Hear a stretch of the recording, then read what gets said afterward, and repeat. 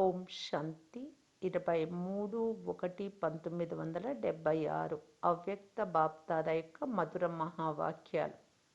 సంకల్పము వాచ మరియు స్వరూపం ఉన్నతంగా మరియు పవిత్రంగా అవ్వటం ద్వారా బాబా యొక్క ప్రత్యక్షత. ఉన్నతమైన మరియు పవిత్రమైన శివబాబా బ్రహ్మ వత్సలతో మాట్లాడుతూ ఉన్నారు. స్వయాన్ని ఉన్నతంగా మరియు పవిత్రంగా భావించి ప్రతి సంకల్పము లేదా కర్మ చేస్తున్నారా? ఉన్నతం అంటే ఉన్నతోన్నత బ్రాహ్మణులు విరాట రూపంలో బ్రాహ్మణులకు పిలక స్థానం ఇచ్చారు. ఎలాగైతే పిలక స్థానం ఉన్నతమైనదో అదేవిధంగా స్థానంతో పాటు స్థితి కూడా ఉన్నతమేనా? ఎలాగైతే పేరు ఉన్నతమైనదో ఆ విధమైన ఉన్నత గౌరవము మరియు ఉన్నతమైన పని ఉండాలి. ఉన్నతోన్నత భగవంతుడు అని బాబా గురించి ఎలాగైతే మహిమ ఉందో అదేవిధంగా పిల్లలకు కూడా ఉన్నతోన్నత బ్రాహ్మణులు అనే మహిమ ఉంది. ఈ ఉన్నత స్థితికి స్మృతి చిహ్నం ఇప్పటి వరకు నడుస్తూ వచ్చింది. ఏదైనా శ్రేష్ఠ కర్తవ్యము లేదా శుభ కార్యాన్ని నామధారి బ్రాహ్మణులతోనే చేయిస్తారు. ఈ సమయంలోని శ్రేష్ఠ కర్మ యొక్క స్మృతి చిహ్నాన్ని చైతన్య సత్యమైన బ్రాహ్మణుల రూపంలో ఇప్పుడు కూడా చూస్తున్నారు మరియు వింటున్నారు. ఒకవైపు శ్రేష్ఠ కర్మ యొక్క మహిమ లేదా కీర్తన కూడా వింటున్నారు. మరోవైపు స్వయం పట్ల పాత్రను అభినయిస్తూ ఉన్నారు. స్మృతి చిహ్నము మరియు ప్రత్యక్ష పాత్ర రెండింటిని వెనువెంట చూస్తున్నారు. మీరు ఎంత ఉన్నతంగా ఉండేవారు మరియు ఉంటారో ఆ స్మృతి చిహ్నము ద్వారా రుజువు అవుతుంది. బ్రాహ్మణుడు ఎలాగైతే ఉన్నతమైన వారో అదేవిధంగా బ్రాహ్మణుల సమయం కూడా అన్ని యుగాల కంటే సర్వశ్రేష్ఠ యుగము అంటే సంగమయుగి సమయం అంటే అమృతవేళ లేదా బ్రహ్మ ముహూర్త సమయం. బ్రాహ్మణులకి ఇంత సర్వశ్రేష్ఠ స్థితి ఎందుకు తయారైంది? ఎందుకంటే బ్రాహ్మణులే ఉన్నతోన్నత లేదా శ్రేష్ఠ కర్తవ్యంలో సహయోగిగా అయ్యే శ్రేష్ఠ భాగ్యాన్ని ప్రాప్తింపచేసుకుంటారు. మీ యొక్క ఇంత ఉన్నత పాత్ర, ఉన్నత తండ్రి, శ్రేష్ఠ స్థానం మరియు శ్రేష్ఠ గౌరవం స్మృతిలో ఉంటున్నాయా? ఇంత శ్రేష్ఠ భాగ్యాన్ని కల్పం అంతటిలో ఎప్పుడూ ప్రాప్తింప చేసుకోలేరు. ఈ విధంగా ఉన్నతంతో పాటు పవిత్రంగా అయిన స్మృతి చిహ్నాన్ని ఇప్పటికీ వింటున్నారు. ప్రజలు బ్రాహ్మణులకు బదులు మీ దేవతా రూపానికి కూడా మహిమ చేస్తారు. ఓం శాంతి 23/1/1976 అవ్యక్త బాప్దాద యొక్క మధుర మహావాక్యాలు. సంకల్పము వాచ మరియు స్వరూపం ఉన్నతంగా మరియు పవిత్రంగా అవ్వటం ద్వారా బాబా యొక్క ప్రత్యక్షత. ఉన్నతమైన మరియు పవిత్రమైన శివబాబా బ్రహ్మవత్సలతో మాట్లాడుతూ ఉన్నారు. స్వయాన్ని ఉన్నతంగా మరియు పవిత్రంగా భావించి ప్రతి సంకల్పము లేదా కర్మ చేస్తున్నారా? ఉన్నతము అంటే ఉన్నతోన్నత బ్రాహ్మణులు విరాట రూపంలో బ్రాహ్మణులకు పిలక స్థానం ఇచ్చారు. ఎలాగైతే పిలక స్థానం ఉన్నతమైనదో అదేవిధంగా స్థానంతో పాటు స్థితి కూడా ఉన్నతంగా ఉందా? ఎలాగైతే పేరు ఉన్నతమైనదో ఆ విధమైన ఉన్నత గౌరవం మరియు ఉన్నతమైన పని ఉండాలి. ఉన్నతోన్నత భగవంతుడు అని బాబా గురించి ఎలాగైతే మహిమ ఉందో అదేవిధంగా పిల్లలకు కూడా ఉన్నతోన్నత బ్రాహ్మణులు అనే మహిమ ఉంది. ఈ ఉన్నత స్థితికి స్మృతి చిహ్నం ఇప్పటి వరకు నడుస్తూ వస్తుంది.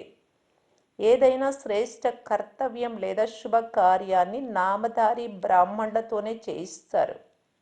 ఈ సమయంలోని శ్రేష్ఠ కర్మ యొక్క స్మృతి చిహ్నాన్ని చైతన్య సత్యమైన బ్రాహ్మణుల రూపంలో ఇప్పుడు కూడా చూస్తున్నారు మరియు వింటున్నారు. ఒకవైపు శ్రేష్ఠ కర్మ యొక్క మహిమ లేదా కీర్తన కూడా వింటున్నారు. మరోవైపు స్వయం శ్రేష్ఠ పాత్రను అభినయిస్తూ ఉన్నారు. స్మృతి చిహ్నము మరియు ప్రత్యక్ష పాత్ర రెండింటిని వెనువెంట చూస్తున్నారు. మీరు ఎంత ఉన్నతంగా ఉండేవారో మరియు ఉంటారో ఆ స్మృతి చిహ్నము ద్వారా రుజువు అవుతుంది. బ్రాహ్మణులు ఎలాగైతే ఉన్నతమైన వారు, అదేవిధంగా బ్రాహ్మణుల సమయం కూడా అన్ని యుగాల కంటే సర్వశ్రేష్ఠ యుగము అంటే సంగమయుగి సమయం, అంటే అమృత వేళ లేదా బ్రహ్మ ముహూర్త సమయం. బ్రాహ్మణులకు ఇంత సర్వశ్రేష్ఠ స్థితి ఎందుకు తయారైంది? ఎందుకంటే బ్రాహ్మణులే ఉన్నతోన్నత లేదా శ్రేష్ఠ కర్తవ్యంలో సహయోగిగా అయ్యి శ్రేష్ఠ భాగ్యాన్ని ప్రాప్తింప చేసుకుంటారు. మీ యొక్క ఇంత ఉన్నత పాత్ర, ఉన్నత తండ్రి, శ్రేష్ఠ స్థానం మరియు శ్రేష్ఠ గౌరవం స్మృతిలో ఉంటున్నాయా?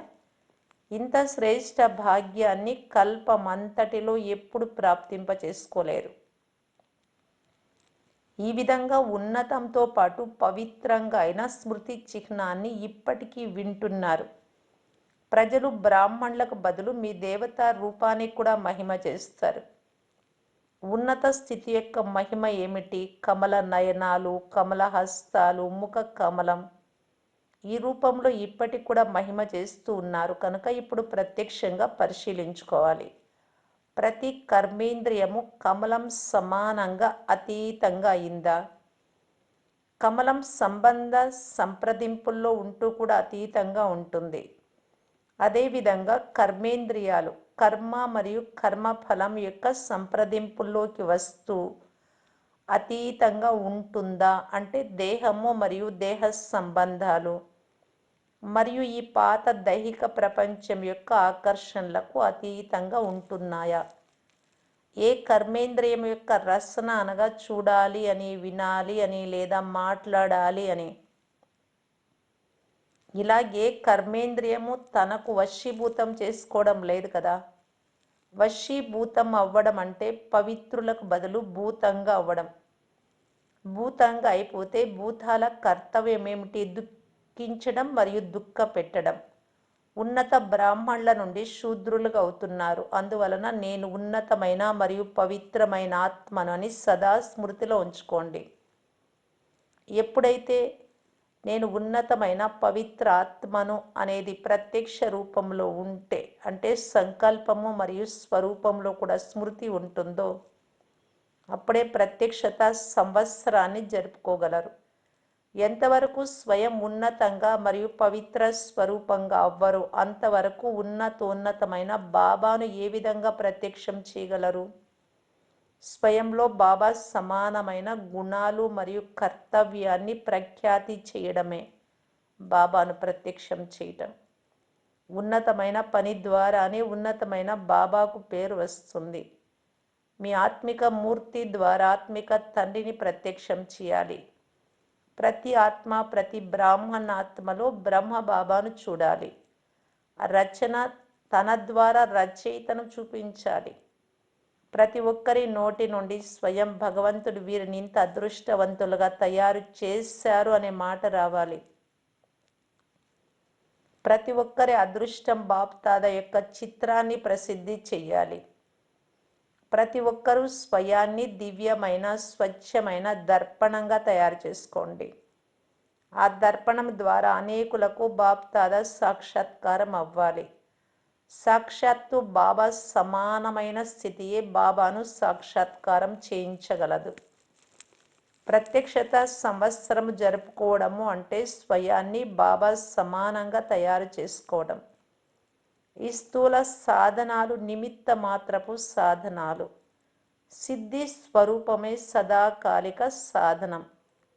వీరిని ఉన్నతంగా తయారు చేసినది ఉన్నతోన్నతమైన భగవంతుడు అని సిద్ధి స్వరూపమే స్వతహాగానే బాబాను సిద్ధి చేస్తుంది. అందువలన సాధనాలతో పాటు సిద్ధి స్వరూపాన్ని తయారు చేసుకోండి.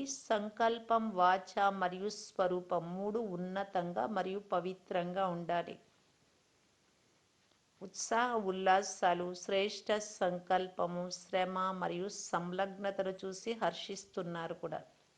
కానీ ఇక ముందు కొరకు సహయోగం ఇచ్చేటందుకు ప్లాన్ చెప్తున్నారు. అందరి సంకల్పం ఒకటే.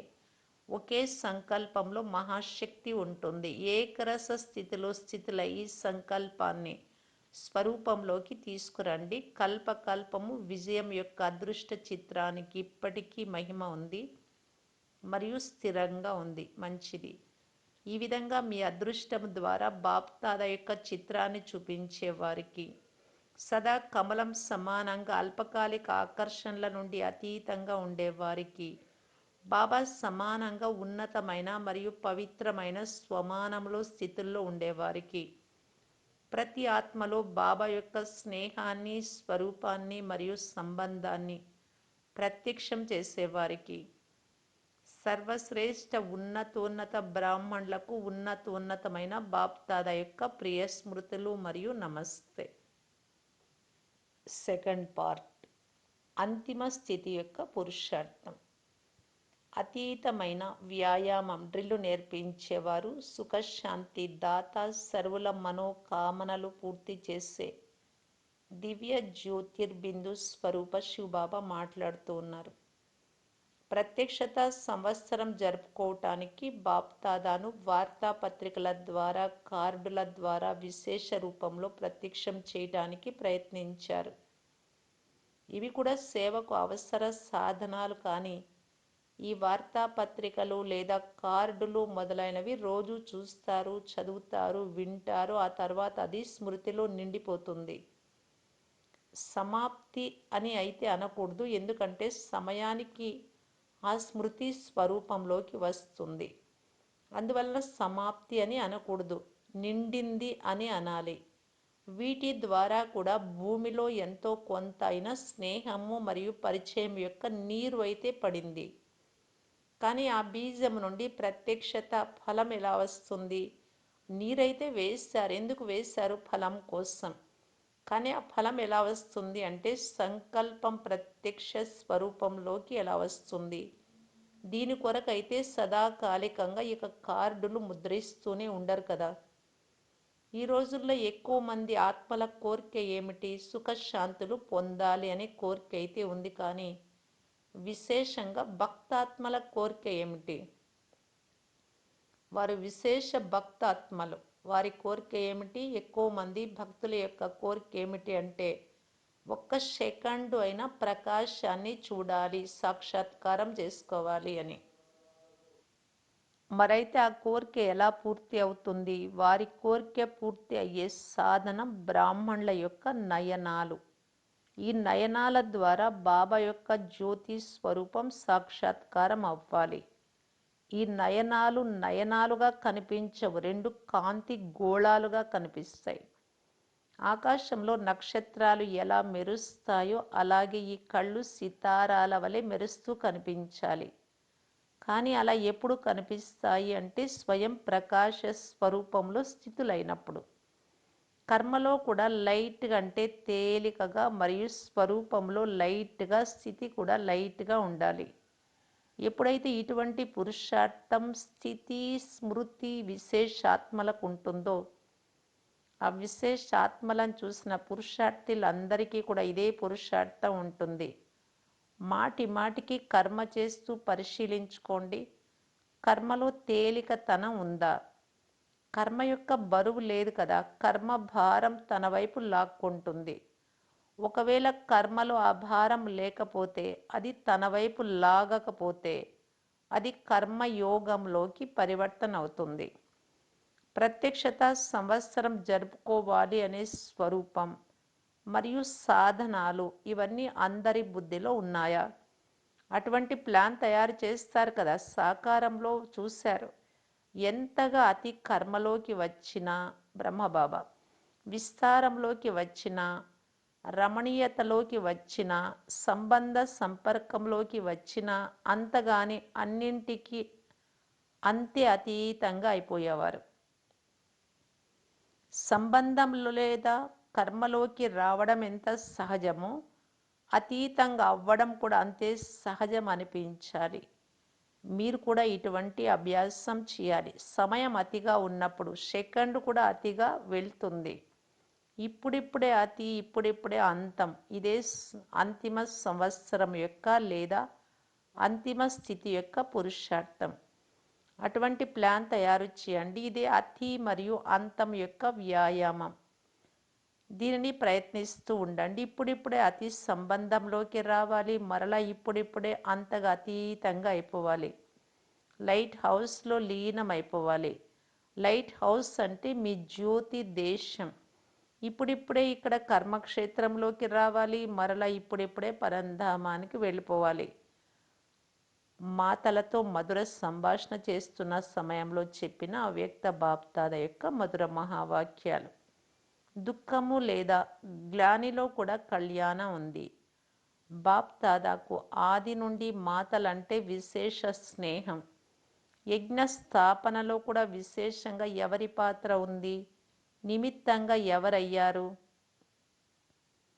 మరియు అంతిమంలో కూడా ప్రత్యక్షత లేదా విజయీ నినాదం మ్రోగించటానికి ఎవరు నిమిత్తం అవుతారు, మాతలు. సంగం యుగంలో గోపికలకు విశేష పాత్ర ఉంది. గోపి వల్లభుడు అనే మహిమ కూడా ఉంది కదా.